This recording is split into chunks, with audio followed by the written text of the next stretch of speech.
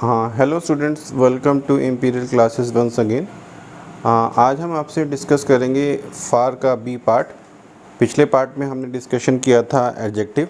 इस पार्ट में हम डिस्कशन करेंगे एडवर्ब और फॉर और फर्दर में क्या डिफरेंसेस है, उसका भी डिफरेंसेस आपको बताएंगे। Let's come. सो स्टूडेंट्स, आज हम आपसे डिस्कस करेंगे बी पार्ट। जो हम लोगों ने पिछले पार्ट छोड़ दिया था वो आज हम उसका बी पार्ट डिस्कस करेंगे, फार का एज एन एडवर्ब। तो इसका मीनिंग क्या होगा? टू अ डिस्टेंस, दूरी तक, फॉर अ डिस्टेंस, दूरी पर। तो एग्जाम्पल्स मैंने कुछ लिए हैं आप जो मैं आपसे डिस्कस करूँगा। ही ट्रेवल्ड फार, ठीक है। तो अब आपको ये भी बताना चाहूँगा what is the difference between travelled और LED और ट्रेवल्ड TRAVELLED। सिंस हम लोग इंडिया में रहते हैं और हम लोग ब्रिटिश इंग्लिश फॉलो करते हैं तो हम लोग यहाँ पे डबल L लगाएंगे। अमेरिकन इंग्लिश में TRAVELED सही होता है और वैसे इंडियन इंग्लिश में TRAVELLED सही होता है। तो यहाँ पे भी मैं डबल L ही कर देता हूँ। ही ट्रेवल्ड फार, इसका मीनिंग समझ गए होंगे। दूसरा है जो मैंने बनाया है, ही ट्रेवल्ड फर्दर या फादर देन यू, ठीक है। तीसरा है ही ट्रेवल फर्दर या फर्दस्ट, इसका मीनिंग है टू अ ग्रेट एक्सटेंट या टू अ लार्ज एक्सटेंट, वो काफ़ी दूरी तक उसने ट्रेवल किया। ही ट्रेवल्ड फार, उसने काफ़ी दूरी तक ट्रेवल किया। ही ट्रेवल फर्दर देन यू, उसने तुमसे काफ़ी दूरी तक ट्रेवल किया। ही ट्रेवल फर्देस्ट, उसने सबसे ज़्यादा दूरी तक ट्रेवल किया। तो आप इसका स्क्रीनशॉट लीजिए ताकि हम आगे का पॉइंट सबसे डिस्कस कर सकें। सबसे फार डिस्कस करेंगे, फार प्लस कंपैरेटिव डिग्री, ठीक है। तो मैंने एग्जांपल लिया है, he is far superior to me. Then कुछ नहीं होता, हमेशा सुपीरियर के साथ टू आएगा। तो इसका एक्सप्लेन भी क्या है, he is to a large extent superior to me, वो मुझसे कहीं ज़्यादा सुपीरियर है, ठीक है। अब मैंने थोड़ा इसको क्रिकेट से कोरिलेट किया है। Pujara plays far more slowly than Virat, इसका मीनिंग है Pujara to a large extent या great extent plays more slowly than Virat.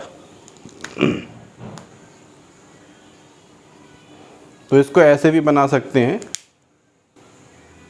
फार के साथ कंपैरेटिव डिग्री को कैसे यूज़ करना है वो मैंने आपको बता दिया था। आप इसका स्क्रीनशॉट लीजिए ताकि आगे के पॉइंट डिस्कस करें आपसे। अब हम आपसे रूल नंबर 2 डिस्कस करेंगे, जिसमें हम डिस्कस करेंगे फर्दर। ये पार्ट ए है, दैट इज़ पार्ट ए।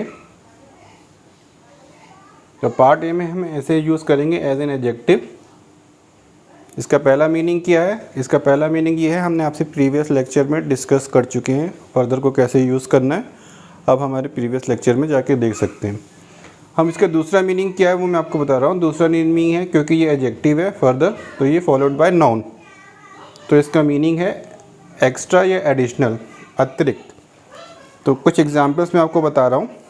जैसे आजकल पॉलिटिक्स में आपने न्यूज़पेपर में देखा होगा, इस तरह से आ जाता है, no further demands comma enough is enough, कोई अतिरिक्त डिमांड नहीं, बहुत हो गया, ठीक है। इसी तरह आर्ग्यूमेंट्स होते हैं, डिबेट्स होती हैं, तो क्या बोलते हैं? Further argument is not required. तो ये फर्दर है, that is adjective, and argument is noun followed by noun. उसी तरह नो फर्दर डिमांड्स में एडजेक्टिव, डिमांड्स इज़ नाउन। तो आप इसका स्क्रीनशॉट लीजिए ताकि हम इसको फर्दर को कैसे एडवर्ब में यूज़ करेंगे आपको बताएंगे। अब हम आपसे रूल 2 में फर्दर डिस्कस करेंगे एज अ पार्ट बी, इसको एडवर्ब में कैसे यूज़ करेंगे। अभी हमने पार्ट ए में एज अ एडजेक्टिव बताया था, पार्ट बी में एडवर्ब में कैसे यूज़ करेंगे। तो पहला तो हम आपसे ऑलरेडी डिस्कस कर चुके हैं प्रीवियस लेक्चर में, तो आप हमारे प्रीवियस लेक्चर में जाके देख सकते हैं। डिस्क्रिप्शन बॉक्स में मैंने ऑलरेडी लिंक दे दिया है प्रीवियस लेक्चर का। इसका दूसरा मीनिंग है अगेन। इसको कैसे यूज़ करेंगे? He further asks me that questions, या he again asks me that question भी बोल सकते हैं। तो he further asked me that question, मतलब उसने फिर से मुझसे वो क्वेश्चन पूछा। उसका आगे का मीनिंग क्या है? मोर ओवर, इसका मतलब होता है इसके अलावा। का मैंने एग्जाम्पल के साथ समझाया, he is the best student, full stop, further he is a wonderful player. इसका कहने का मतलब इसके अलावा एक वो बहुत ही अच्छा प्लेयर भी है, एक बहुत अच्छा स्टूडेंट है, उसके अलावा more over also he is a wonderful player. तो आप इसका स्क्रीनशॉट लीजिए, अभी मैं आपसे एक्सरसाइजेस डिस्कस करता हूँ। थोड़ा डिफरेंस समझने की कोशिश करते हैं, क्योंकि काफ़ी कन्फ्यूज़न भी क्रिएट हो गया होगा। तो in general further versus further, तो इन सिंपल वे में आप ये बोल सकते हैं फादर का मतलब अधिक दूरी, फर्दर का मतलब अतिरिक्त। इन सिंपल आप बोल सकते हैं। कुछ एग्ज़ामिनेशंस में कंफ्यूज करके बच्चों के नंबर कटे हैं, और कैसे कटे हैं वो मैं आपको बताता हूँ। जैसे एग्ज़ाम्पल्स मैंने बताया है, Lucknow is further FARTHER from Gorakhpur या फर्दर। तो ये दिक्कत ये है कि लखनऊ इस फर्दर होगा क्योंकि अधिक दूरी है, फ्रॉम गोरखपुर देन वाराणसी लगाया है मैंने। जो मैंने आपको प्रीवियस लेक्चर में पढ़ाया था, माई स्कूल इज़ फर्दर या फर्दर दोनों लगा सकते थे, देन जोर्स, उसमें दो का कंपैरिजन हो रहा है। लखनऊ अधिक दूरी पे है गोरखपुर से इन कंपैरिजन टू वाराणसी, ठीक है। अब इसी तरह एनीथिंग फर्दर टू से, तो बस यही याद रखना है, FURTHER लगाना है हमें, एनीथिंग फर्दर टू से। इस तरह का जो ऊपर का एग्जाम्पल है वो बच्चों को कंफ्यूज करने के लिए आता है, वो बच्चे इसको समझ लेते हैं कंपैरेटिव डिग्री के तौर पे, तो वो उसमें आप फर्दर भी लगा आते हैं, लेकिन ये घुमा के दिया गया है।